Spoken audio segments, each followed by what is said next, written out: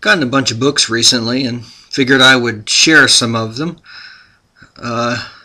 Most of them are on the kind of practical side.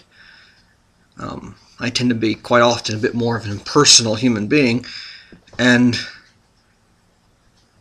theology, which I enjoy studying, becoming personal can at times be difficult for me. So many of these are on the practical side, but very good.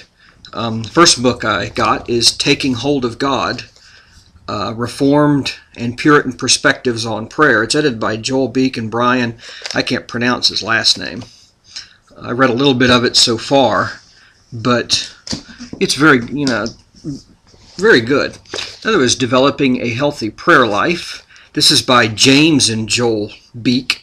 It's basically 31 meditations on communing with God. Working through this now, and it's very good.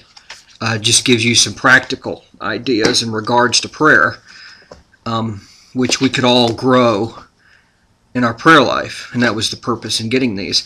The others is by Puritan Thomas Brooks, The Secret Key to Heaven, The Vital Importance of Private Prayer. Going into your closet and just spending time with the Lord in private prayer. And the book is about the importance of private prayer.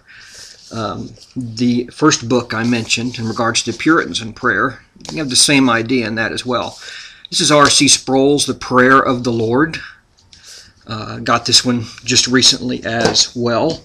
Here's another book, Essays in Honor of R.C. Sproul, After Darkness, Light, Distinctives of Reformed Theology, and it just gives Chapter 1's on total depravity, Chapter 2, Sola Scriptura, Chapter 3, Unconditional Election, 4, Sola Fide, and so forth. You get the idea.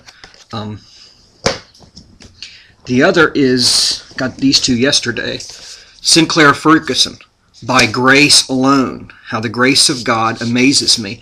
I've got one book by Ferguson, Contours of Christian Theology, on the doctrine of the Holy Spirit, which was very good. Our church I was attending at the time went through it, and I've read the book, and it is excellent. Another book that I received yesterday is Back to Basics, Rediscovering the Richness of the Reformed Faith. It's edited by David, and I'm not going to begin to pronounce his name. Forwards by R.C. Sproul. Look forward to this one. Part 1 is Back to Conversion by Doug Wilson. Part 2 is Back to the Covenant. Part 3 is Back to the Church. And Part 4 is Back to the Christian Life. Look forward to this one very much. Another book that I've heard a lot about, just due to the issue of sexual sin in the church. I've got a number of books on that issue. Thinking about starting a new channel to help men. There aren't a lot of godly ministries that provide help in this particular area. So I thought of starting a YouTube channel. But I've heard a lot about this book. This is by Steve Gallagher at Pure Life Ministries. The title's At the Altar of Sexual Idolatry. Got a lot of good resources at his site. The last two books, while those, the books I just listed are good books, these, however, are not. But I do plan on doing a video, maybe a couple, in relation to these books. If you're a Calvinist, cover your ears. You may not, or close your eyes. You may not want to hear this. This is Joel Osteen's Become a Better You, and Joel Osteen's daily readings from Become a Better You. I plan on actually doing a video coming up from Become a Better You to illustrate the, Joel Osteen in honesty to prove the fact that he is not saved.